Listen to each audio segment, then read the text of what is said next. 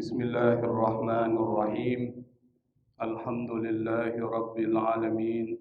Allahumma salli wa sallim ala sayyidina Muhammadin al-Fatihi lima ughliq wal khatimi lima sabaq.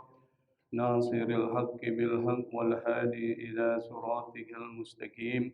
Wa ala alihi wa ashabihi haqqa qadrihi wa miqdarihi al-azim. Subhanaka la ilma lana إلا ما علمتنا إنك أنت العليم الحكيم ولا حول ولا قوة إلا بالله العلي العظيم رب اشرح لي صدري ويسر لي أمري واحلل عقدة من لساني يفقهوا قولي أما بعد. Ma'asyiral hadirin, jamaah yang dimuliakan Allah Subhanahu wa taala. Pada kesempatan pertemuan sebelumnya kita sudah membahas ayat 154 dari surat Al-Baqarah, yang di dalam ayat itu Allah menegaskan dan menginformasikan kepada kita, dan ini menjadi bagian akidah kita, bahwa orang-orang yang gugur di jalan Allah itu atau mati syahid di dalam peperangan sebenarnya tidak mati. Kenapa? Karena ada sekelompok orang, terutama orang-orang kafir, yang mengatakan mereka yang berjuang dan berperang lalu mati itu adalah sesuatu yang sia-sia. Tapi Allah menegaskan orang-orang yang mati dalam peperangan itu dalam surat Al-Baqarah 154 hidup di sisi Allah Subhanahu wa taala, dan mereka mendapatkan rezeki dari Allah Subhanahu wa taala.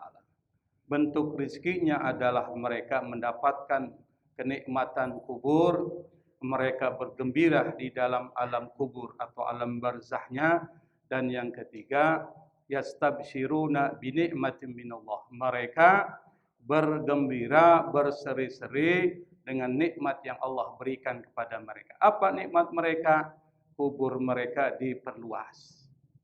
Yang kedua, mereka diperlihatkan surga kepadanya.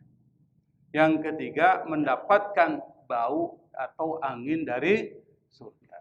Kalau kita berada di tempat yang seperti itu, maka kita akan gembira, kita akan senang.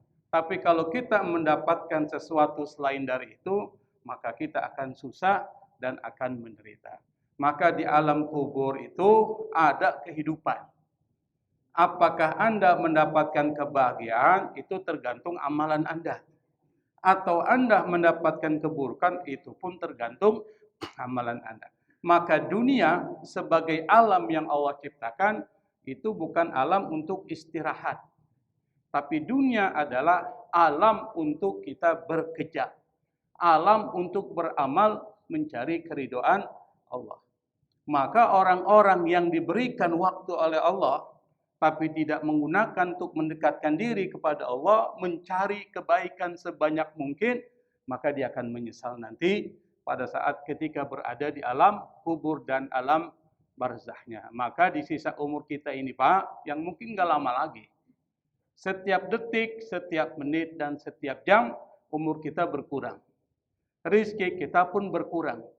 Maka rugilah orang yang berlalu 1 detik, 1 menit, 1 jam, 1 hari, 1 minggu, dan seterusnya, tapi di situ tidak diisi dengan kebaikan, investasi akhirat, maka dia akan merugi. Kenapa? Waktu nggak kembali lagi. Nggak mungkin kita kembali ke waktu sebelumnya. Maka kalau kita tahu bahwa yang akan membantu kita nanti di alam barzah dan alam akhirat adalah amalan kita, maka di dunia itu punya target dalam hidup. Jangan santai, apalagi menganggap enteng kehidupan dunia. Pada ayat 155 yang kita akan bahas pada kesempatan malam ini adalah ayat yang menjelaskan tentang bentuk ujian yang Allah berikan kepada kita, yang sebelumnya Allah mengatakan wasta'inu bisabri wassalah. Hendaklah kalian minta kepada Allah melalui sabar dan salat. Maka kemudian ayat 155 Allah kemudian menginformasikan kepada kita. Apa informasinya? A'udzu billahi minasyaitonir rajim. Bismillahirrahmanirrahim. وَلَنَبْلُوَنَّكُمْ بِشَيْءٍ مِّنَ الْخَوْفِ وَالْجُوعِ ونقص من الأموال والأنفس والثمرات وبشر الصابرين الذين إذا أصابتهم مصيبة قالوا إنا لله وإنا إليه راجعون أولئك عليهم صلوات من ربهم ورحمة وأولئك هم المهتدون. Ini 3 ayat ini ayat lengkap. Paketnya lengkap. Apa kata Allah? Walanabluwannakum. Lam dan nun di belakang fi'il kata kerja ini adalah huruf taukid. Kalau ada huruf taukid masuk ke dalam satu statement, satu pernyataan, apalagi yang ngucapin Allah Subhanahu wa taala, maka tingkat keseriusannya itu lebih tinggi. La nabluwanna tuh, di situ 2 huruf taukid. Wala nabluwannakum, sungguh pasti. Jadi pakai sungguh dan pasti. Pasti apa? Kami akan menguji kalian. Wala nabluwannakum, menguji kepada kalian. Dari kata nabluwannakum nanti akan muncul kata balaun. Apa itu bala? Bala itu artinya ujian.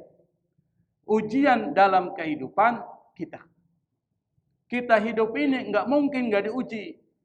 Bentuk ujian itu bisa dalam bentuk nikmat yang Allah berikan, bisa juga dalam bentuk musibah yang Allah berikan. Yaitu satu kesengsaraan, kesusahan, penderitaan. Itu musibah. Itu yang kita anggap negatif. Ada yang dalam bentuk nikmat. Allah berikan harta, Allah berikan anak, Allah berikan jabatan. Itu ujian bukan tuh? Ujian, Pak. Maka kata Allah, walanabluwannakum, kami pasti dan tentu akan menguji kalian. Dan ini pasti. Bukan lagi bahasanya mungkin. Pasti. Kita ini diuji, Pak. Dari perjalanan sampai ke sini, ujiannya ada. Bisikan, ngapain lu ke masjid? Emang lu dapat apa? Tuh kan diuji tuh. Lebih enak nonton film. Ada TV, ada kopi, pisang goreng, tahu goreng. Lebih enak mana tuh? Akhirnya diuji. Tapi kalau kita ternyata ingat bahwa setiap hari, setiap detik harus kita isi dengan kebaikan, gua harus ngaji. Kenapa? 1 jam di dalam masjid iktikaf dapat pahala, dengerin guru memberikan tazkirah dapat pahala, belajar ilmu dapat pahala, silaturahmi di antara kita dapat pahala. Jadi pahalanya itu double dan berlipat ganda. Maka kalau kita sering ngaji, sering silaturahmi, sering menuntut ilmu, Pak, semakin banyak tabungan kita. Nanti pas ditimbang di hari kiamat, ternyata timbangannya berat. Kalau timbangannya berat, berarti kira-kira vonisnya apa? Surga atau neraka? Surga, Pak. Maka yang dimaksud dengan bala itu sekali lagi bukan sesuatu yang negatif aja, tetapi yang positif juga. Itu bagian dari ujian oleh Allah Subhanahu wa taala. Misalnya ada di antara kita mungkin diberikan warisan tanahnya luas. Ada yang gitu, Pak? Lalu kemudian tanahnya itu dibuat kontrakan. 100 pintu. Pintunya doang. 100 pintu tentu dengan semuanya kan? Kalau 100 pintu, satu kos-kosan itu 1 juta, berapa cepat 1 bulan itu? Berapa? 100 juta, Pak. 100 juta, kalau kita kerja, ada nggak yang mau gaji kita 100 juta? Nggak ada. Hah? Ngupas bawang tuh. Ngupas bawang nggak kupas-kupas. 700 ribu. Luar biasa itu. Saya mau beralih dari dosen jadi pengupas bawang itu. Lumayan tuh, satu hari bisa berapa puluh juta itu. Nah, kekayaan itu diberi oleh Allah. Enggak semuanya orang diberikan kekayaan. Tapi pertanyaannya, kekayaan itu ente gunakan buat apa? Nah, itulah ujian. Maka kalau kita ngerti bahwa harta yang kita punya adalah titipan dari Allah, lalu kita paham, kita bersyukur kepada Allah terhadap titipan yang Allah berikan kepada kita, maka harta itu kita gunakan untuk apa? Kebaikan, Pak. Kalau ada pembangunan masjid atau masjid membutuhkan sumbangsi dari kita, kita yang pertama. Gua nyumbang. Atau ada santunan-santunan anak yatim, butuh bantuan, gua nyumbang. Pokoknya kalau bicara tentang kebaikan, dia nomor satu. Namanya fastabiqul khairat. Kata sabaqah itu artinya di depan. Dia nggak di belakang. Kita kan seringkali jadi orang yang di belakang nyuruh orang. Oh, lu duluan. Lu seorang. Kita di belakang panggung aja katanya. Artinya apa? Kita nggak mau di depan. Padahal yang diperintahkan Allah dalam Al-Quran adalah fastabiqul khairat. Kalau ada amalan-amalan kebaikan, ente di depan. Ente bantu dengan harta, dengan pikiran, dan dengan tenaga. Nah, harta itu ujian. Anak itu ujian. Jabatan yang diberikan oleh Allah ujian. Ente gunakan nggak untuk kemaslahatan umat. Makanya orang-orang yang diberikan jabatan oleh Allah, maka pahalanya besar, Pak. Kalau dia gunakan untuk kepentingan umat. Saking besarnya pahalanya kalau dia jadi pemimpin yang adil, maka nanti pada saat ketika padang mahsyar, di mana orang pada kepanasan, pemimpin yang adil dapat naungan dari Allah Subhanahu wa Ta'ala. Kenapa? Ketika dia hidup di dunia, jabatannya itu digunakan untuk memberikan kemaslahatan buat umat manusia, bukan kepentingan dirinya sendiri. Itu keliru. Makanya kalau orang tidak mampu jadi pejabat, jadi pemimpin, lebih bagus nggak usah lelang jabatan. Nggak usah ikut jadi dalam pemilihan. Kenapa? Gua nggak mampu. Gua nggak bisa ngatur. Gua nggak punya ilmu. Gua nggak amanah tuh. Ini udah nggak ada ilmunya. Orangnya tidak terekam jejaknya sebagai amanah, tiba-tiba jadi pemimpin. Kan gila itu, Pak. Apa yang terjadi? Dimanapun bikin masalah. Yang rugi siapa? Masyarakat, Pak. Masyarakat rugi. Dimanapun kita selalu menceritakan keburukan-keburukan. Tapi kita nggak bisa apa-apa. Kenapa? Nggak punya kekuasaan, nggak punya tentara, nggak punya polisi. Cuma kita bilang, ya Allah, kita hidup menderita nih. Mudah-mudahan terjadi perubahan. Itu yang diharapkan. Maka jabatan juga ujian. Tapi di dalam Al-Quran ini yang dikatakan adalah terkait dengan sesuatu yang kita alami sebagai sesuatu yang buruk. Apa? Yang pertama, kata Allah Subhanahu wa Ta'ala, ujiannya dalam bentuk apa? Bisyai'in minal khaufi. Yaitu dengan rasa takut khauf. Jadi yang pertama kali diucapkan oleh Allah Subhanahu wa Ta'ala adalah ujiannya dalam bentuk ketakutan. Itu yang pertama. Kenapa rasa takut disebut pertama?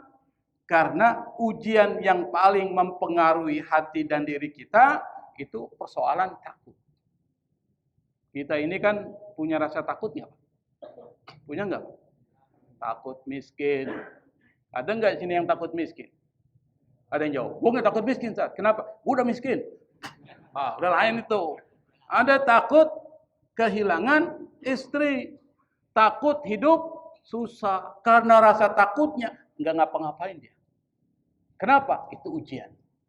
Takut berjuang. Kalau gue berjuang nih, mati gue nih. Oh kan? Jadi ada rasa takut. Dan yang pertama kali diuji oleh Allah, kita semua ini dengan rasa takut. Dan kita punya rasa takut itu. Maka diuji. Misalnya disuruh berjihad di jalan Allah. Kira-kira yang dominan rasa takut atau bukan? Ternyata kita hilangkan rasa takut kita, mencari keridhaan Allah, perang kita. Risikonya apa? Mati. Atau mungkin kita melakukan satu kebaikan, bersedekah. Mungkin kita pikir, nanti kalau gue sedekah gue miskin nih. Nah, dihilangkan rasa takut itu, lalu kemudian dia perbanyak sedekah, maka dia termasuk orang yang bisa mengendalikan rasa takut tersebut. Maka yang pertama kali disebutkan oleh Allah Subhanahu wa taala, wala nabluwannakum bisyai'im minal khauf, rasa takut. Karena rasa takut adalah rasa yang kita miliki di dalam diri kita. Yang kedua yang Allah sebutkan, wal ju'i. Apa itu ju'? Lapar. Habis rasa takut, Allah uji dengan rasa lapar. Satu kebutuhan yang paling dasar di dalam diri kita apa, Pak? Makan. Makan. Makanan itu adalah kebutuhan pokok primer. Makanya orang berjuang, bekerja itu tujuannya untuk apa? Makan, Pak. Kalau dia udah cukup makan, selesai dia. Satu hari dia kerja, satu hari dia dapat penghasilan cukup untuk makan satu hari dengan anak istrinya, selesai. Tapi karena manusia itu punya sifat ingin lebih, tidak pernah merasa puas, maka dicari lebih itu sambilan. Kenapa? Karena tidak pernah merasa puas dengan apa yang diberikan Allah. Saking banyak orang yang tidak puas dengan apa yang diberikan Allah, sehingga nggak merasa cukup. Dan banyak orang yang nggak merasa cukup. Gajinya 20 juta satu bulan. Apa dia bilang? Nggak cukup kah? Oh. Apa yang terjadi kalau tidak cukup? Dia berpikir gimana cari sesuatu dengan cepat. Maka pikirannya apa yang terjadi? Gue punya kekuasaan nih. Gue gunain kekuasaan untuk mencari uang melalui itu. Maka kemudian terjadilah apa yang kita lihat saat ini. Kenapa? Karena mereka tidak pernah merasa cukup dengan apa yang diberikan oleh Allah Subhanahu wa taala.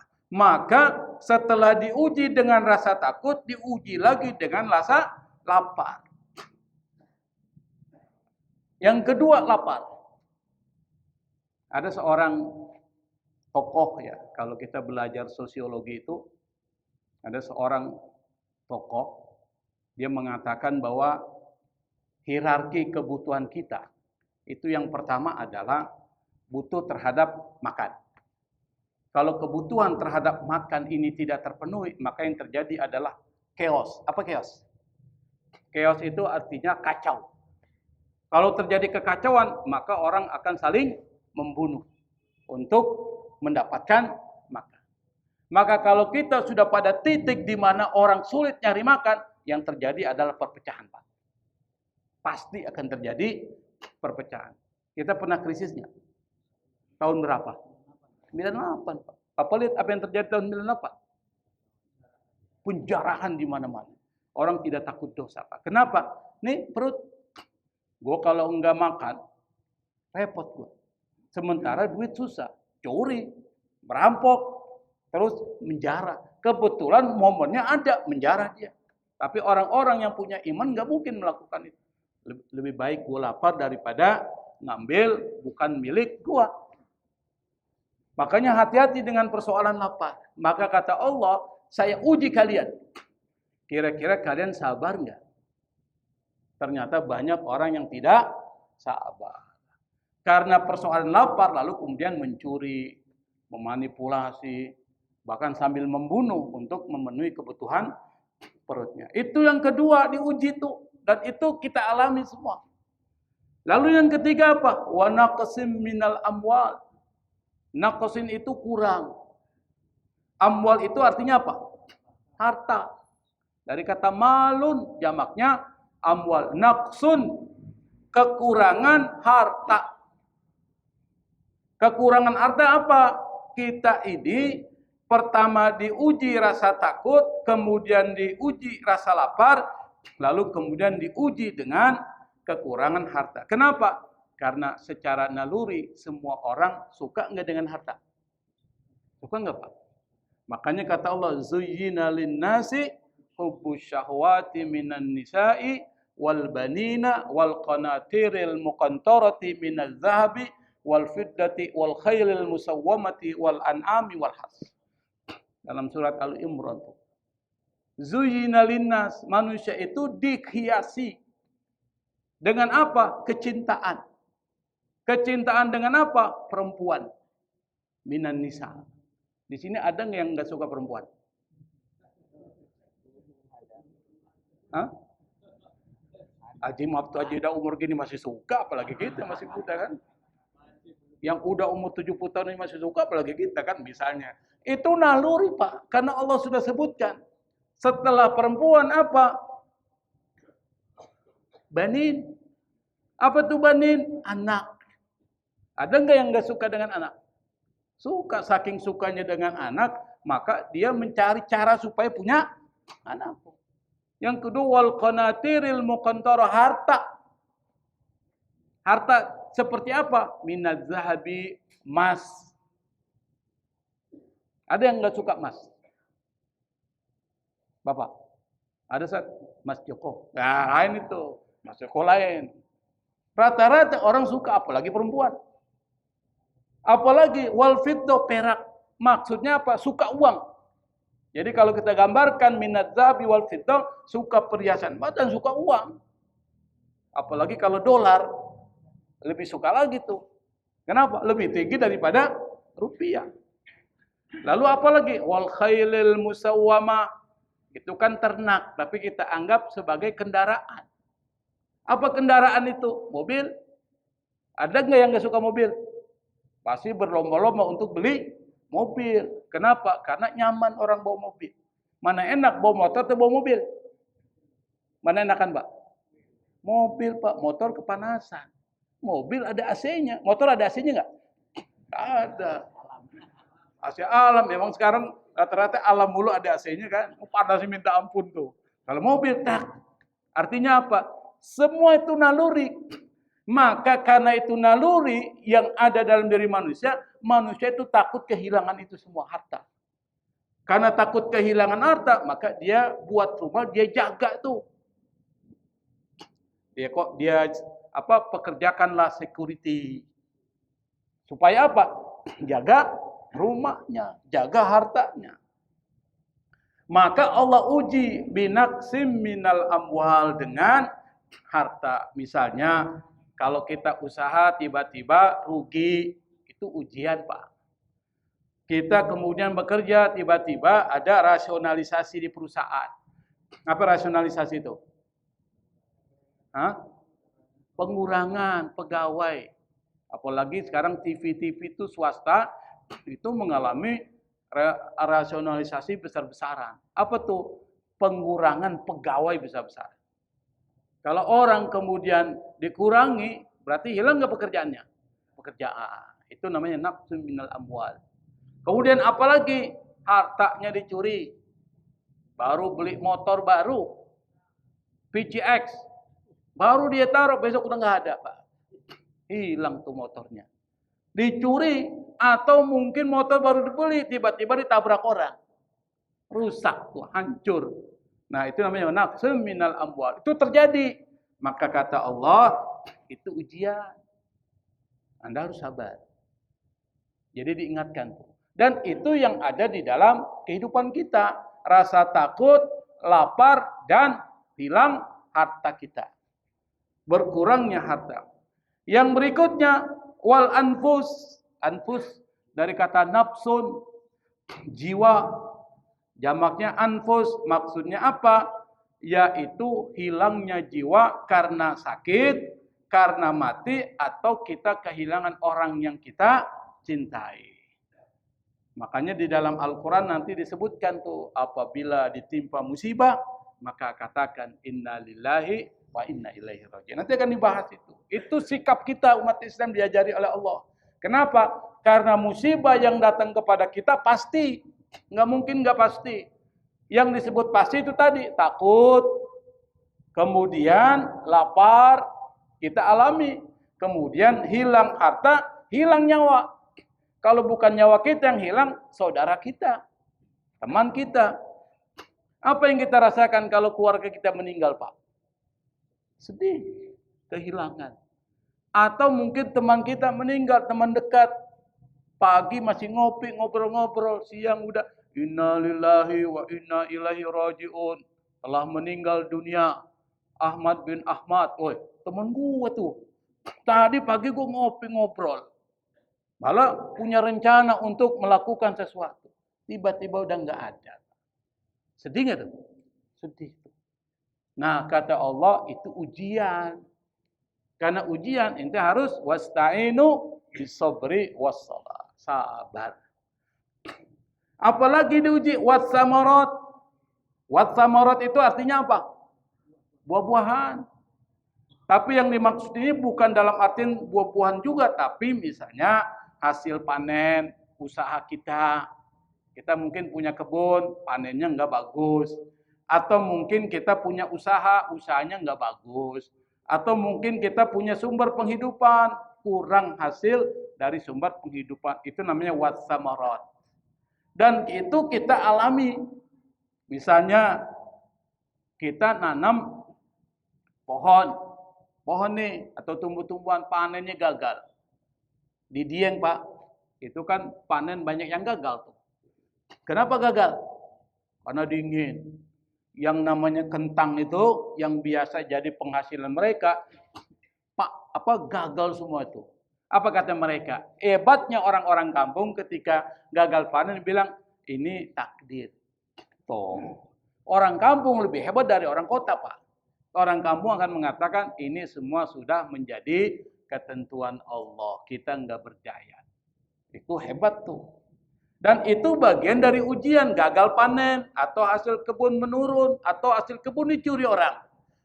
Kita punya pohon, punya perkebunan rambutan. Di satu daerah jauh dari tempat kita. Pas kita mau panen, tiba-tiba udah dipanen orang. Orang yang panen, Pak. Kita yang nanam, orang yang panen. Kira-kira berkurang itu? Berkurang. Sabar tuh disuruh, sabar. Atau kita punya usaha, omsetnya betul, nurun tuh, drastis tuh. Apalagi zaman sekarang, Pak. Zaman Covid kemarin banyak cerita. Banyak teman-teman yang, apalagi sekarang ya, turun tuh usaha. Nah, itu bagian dari wanaqsim binat samarat. Berkurangnya buah-buahan, maksudnya hasil usaha kita, hasil dari pekerjaan kita dan sumber penghidupan kita. Kira-kira itu kita alami nggak semua? Alami, Pak. Makanya apa yang disebutkan Allah itu fakta. Dan itu terjadi. Walanabluwannakum, pasti terjadi. Kalau itu pasti terjadi, maka kata Allah disuruh sabar. Karena disuruh sabar, maka Allah bilang wabasyiris sabirin. Berikan kabar gembira buat orang yang sabar. Apa itu sabar? Sabar itu artinya Anda menahan diri dari menyalahkan orang lain. Menahan diri dari menyalahkan Allah. Menahan diri dari melakukan sesuatu yang bisa membuat jauh dari Allah. Itu sabar. Maksudnya apa? Semua yang terjadi adalah takdir dan ketentuan Allah. Dan kita harus ridho dengan segala takdir yang Allah tetapkan. Itulah iman kepada Allah tuh. Salah satu iman kita adalah iman kepada takdir baik dan takdir buruk. Maka sabar itu menjadi sesuatu yang penting. Kalau nggak ada sabar dalam diri kita, hancur kita, Pak. Saya beri contoh, Pak. Bapak ini semua produk-produk sabar, Pak. Kita semua ini produk-produk dari kesabaran. Misalnya kita di dalam kandungan berapa bulan? Hah? Berapa bulan? Kalau Fahmi 12 bulan. Hah? Pokoknya gede loh badannya. 12 bulan jadi kandungan. 9 bulan. Sabar nggak nunggu? Sabar nggak tuh bayi nunggu 9 bulan? Coba kalau bayi bilang, gue nggak sabar 9 bulan, gue mau keluar 6 bulan. Apa yang terjadi? Mati, Pak, prematur. Meninggal. Kenapa? Belum waktunya. Ente udah keluar. Maka apa yang terjadi? Hancur. Maka bayi saja itu sabar. Menunggu 9 bulan hidup dalam kandungan ibunya, dalam rahim ibunya, baru keluar 9 bulan. Habis keluar 9 bulan, kira-kira dia sabar nggak? Sabar, nunggu. Ya pas lahir minta kuliah. Sama ibunya, gue mau kuliah nih. Nggak mungkin kan? Tunggu nanti 5 tahun dulu. Sekolah dulu SD, 7 tahun. Mau SMP, tunggu dulu. 6 tahun. Habis 6 tahun SD, langsung SMA. Nggak bisa, tunggu dulu 3 tahun. Nanti habis SMP, SMA 3 tahun. Baru kuliah, terus menerus. Ini baru lahir mau kawin. Baru lahir minta kawin. Kan nggak logis. Maka semua kita ini adalah produk-produk dari kesabaran. Kalau kita nggak sabar, kita nggak ada sekarang. Makanya sabar itu menjadi hukum alam. Kalau kita nggak ikutin hukum alam yang Allah perintahkan, hancur kita. Termasuk ketika diberikan ujian oleh Allah Subhanahu wa Ta'ala, kita tidak sabar, hancur. Maka orang-orang yang sabar, kata Allah, dia akan sukses. Maka Allah mengatakan, wa basyiris sabirin. Menggunakan kata basyara, tabsyir. Tabsyir itu artinya berikan kabar gembira. Itu diambil dari kata basyara. Kata basyara nanti artinya kulit, basyarah, kulit. Kulit wajah. Kenapa? Karena orang kalau diberitahukan kabar gembira, apa yang terjadi Pak? Kulitnya. Bapak ini tiba-tiba ada yang bilang, lu nanti ada orang datang bawa uang 100 juta. Apa yang terjadi dengan kulit kita? Ceria, berseri-seri, bersinar, bergembira. Berarti kulitnya berubah nggak? Berubah. Maka menggunakan kata wabasyiris sabirin. Berikan kabar gembira kepada orang sabar ketika dia terima, berubah wajahnya, berseri-seri, bersinar, cerah dia. Nggak ada rasa sumpek, nggak ada rasa kelihatannya nggak enak kita lihat. Itu menggunakan kata wabasyiris sabirin. Apa kabar gembira yang disebutkan oleh Allah Subhanahu wa Ta'ala nanti pada ayat 156? Apa? Ulaika alaihim salawatum mir rabbihim wa rahmah wa ulaika humul muhtadun. Itu kabar gembiranya, nanti kita akan bahas. Tetapi yang disebut dengan orang sabar itu kata Allah. Apa orang sabar itu? Kata Allah, alladzina idza asabathum musibah qalu inna lillahi wa inna ilaihi raji'un. Apa maksudnya? Mereka yang kalau ditimpa musibah maka dia respon. Dengan apa? Yang pertama dia ucapin inna lillahi wa inna ilaihi raji'un. Itu namanya kalimatun istirja. Kalimat yang menyerahkan semua kepada Allah. Berarti apa? Semua ini ketentuan Allah Subhanahu wa Ta'ala. Semua ini milik Allah Subhanahu wa Ta'ala. Inna lillah, kita semua milik Allah, wa inna ilaihi rajiun. Dan semua kita akan kembali kepada Allah. Itu prinsip dasar. Artinya apa? Apa yang terjadi bukan kehendak kita. Yang terjadi adalah kehendak Allah Subhanahu wa Ta'ala. Kalau kita punya persepsi dan mindset seperti itu Pak, hidup kita. Apa yang terjadi? Yang pertama, pahala dapat. Kenapa? Sabar. Yang kedua, nggak nyalahin. Maka dapatlah pahala, investasi akhirat kita meningkat. Yang kedua, hati tenang nggak? Hati tenang nggak? Tenang Pak. Kenapa? Nggak mikirin. Karena yang membuat orang stres, orang gila, orang kemudian jadi sakit tuh, mikirin apa yang terjadi. Misalnya, istrinya diambil orang. Istrinya diambil orang, Pak. Sedih nggak? Sedih. Dia pikirin, tiba-tiba gila, Pak. Kenapa? Nggak sanggup dia. Karena dia cintanya sudah ke ubun-ubun. Seperti Siti Zulaiha cinta kepada Nabi siapa? Nabi Yusuf. Cintanya bukan cinta ke kita, pakai rasio. Tapi udah seperti diubun sagofa hubba kata bahasa Al-Quran. Ini udah diubun-ubun cintanya. Hampir mau meledak. Makanya dia melakukan satu perbuatan yang ekspresi cintanya itu. Nah, ketika orang kemudian hilang apa yang dicintainya, apa yang terjadi? Kalau dia nggak sabar, dia pikirin. Kalau dia nggak pikirin, pengaruh semua, hatinya bermasalah, fisiknya bermasalah, tiba-tiba jadi gila. Bapak pernah lihat orang gila nggak gara-gara itu? Stres. Pernah lihat nggak? Banyak, Pak. Kenapa? Dia tidak bisa menghadapi persoalan. Nggak sanggup. Padahal Allah sudah mengatakan, semua itu ujian. Semua itu adalah sesuatu yang Allah kehendaki, takdir. Kalau itu takdir, maka hadapi dengan ridho dan tawakal. Kalau ada musibah, bilang inna lillahi wa inna ilaihi raji'un. Maka hati jadi tenang. Kalau hati tenang, sehat kita. Enggak kepikiran. Hidup kita lebih nyaman dan lebih tenang. Dan kemudian kita ada pikiran berikutnya, semua ini pasti ada hikmahnya. Allah akan gantikan yang lebih baik. Kalau istri diambil orang satu, Allah gantikan jadi dua. Kalau bisa jaganya, Pak. Yang satu aja nggak bisa dijaga tuh, diambil orang, dapat dua lagi. Makanya ada satu kisah. Kisah ini menarik. Apa kisahnya? Dulu ada seorang sahabat Nabi namanya Abu Salamah. Abu Salamah ini meninggal. Orangnya soleh banget. Sama istrinya luar biasa hebat. Dia memperlakukan istrinya itu seperti ratu. Ketika Abu Salamah wafat, istrinya sedih. Kenapa? Kehilangan suami. Kalau seorang perempuan kehilangan suami yang sangat baik, Pak.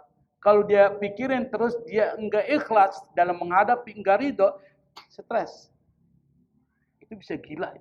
Apalagi suaminya baik banget. Kalau suaminya kurang aja sih, dia bilang, syukurin mati lu. Suaminya kurang ajar.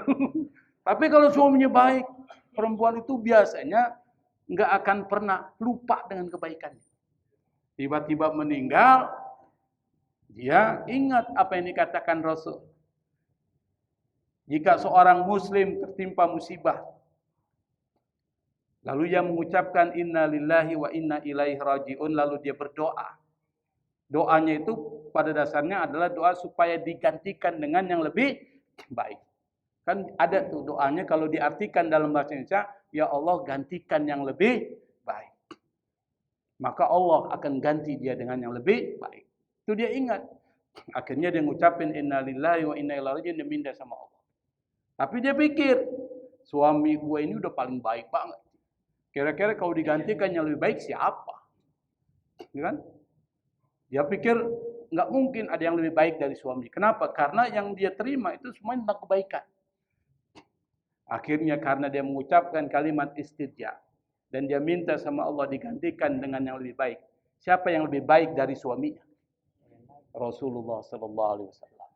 Maka kemudian istri dari Abu Salamah dinikahi oleh Rasulullah. Siapa nama istri itu? Ummu Salamah. Hah? Rasulullah. Siapa yang lebih baik dari Rasulullah? Nah, sama kalau kita kena musibah, kita bilang inna lillahi wa inna ilaihi raji'un, kita minta sama Allah, ya Allah, ganti dengan yang lebih baik dari yang saya punya. Bisa jadi Allah akan gantikan dengan yang lebih baik dari apa yang kita miliki. Nabi Yakub itu diceritakan dalam Al-Quran. Nabi Yakub ini sedih. Kenapa? Karena anak yang paling dia cintainya, Nabi Yusuf, kan hilang. Hilang. Bahasanya tuh hilang lah. Enggak diketahui di mana. Dan Nabi Yakub tahu kalau yang membuat celaka Nabi Yusuf itu adalah saudara-saudaranya. Dia tahu. Apakah kemudian dia meresponnya dengan sesuatu negatif? Enggak. Enggak negatif. Apa dia bilang? Disebutkan Ashku basti wa husni idallah. Dalam Al-Quran ada surat Yusuf. Aku hanya mengadukan semua kesusahan dan kesedihanku hanya kepada Allah. Dia cuma bilang itu. Apa yang terjadi? Dipertemukan kembali dengan Nabi Yusuf. Dan Nabi Yusuf sudah dalam posisi yang mulia dan terhormat. Bayangkan, enggak lama enggak ketemu nih. Pas dia ketemu ternyata anaknya itu sudah jadi menteri, Pak. Apa yang terjadi, Pak? Senang nggak tuh? Senangnya luar biasa. Kenapa? Karena dia orang yang dimuliakan oleh Allah Subhanahu wa Ta'ala. Karena kesabaran dari Nabi Yakub. Maka orang-orang yang sabar, kata Allah, kalau ditimpa dengan sesuatu yang saya sebutkan tadi itu, yang kita alami setiap hari, maka ulaika alaihim salawatum mir rabbihim wa rahmah wa ulaika humul muhtadun. Mereka itu akan mendapatkan apa? Pujian dari Allah Subhanahu wa taala. Allah puji. Yang muji ini Allah, Pak. Kalau orang muji kita mungkin kecil, tapi yang muji ini yang nyiptain kita. Yang muji, yang memberikan rezeki kepada kita. Senang gak tuh perasaan kita? Senang. Yang kedua, rahmah, kasih sayang Allah. Allah sayang sama orang itu. Kenapa? Karena dia ikut jalannya Allah. Dia berikan musibah, dia ikut aturan Allah, sabar. Dan yang ketiga, wa ulaika humul muhtadun.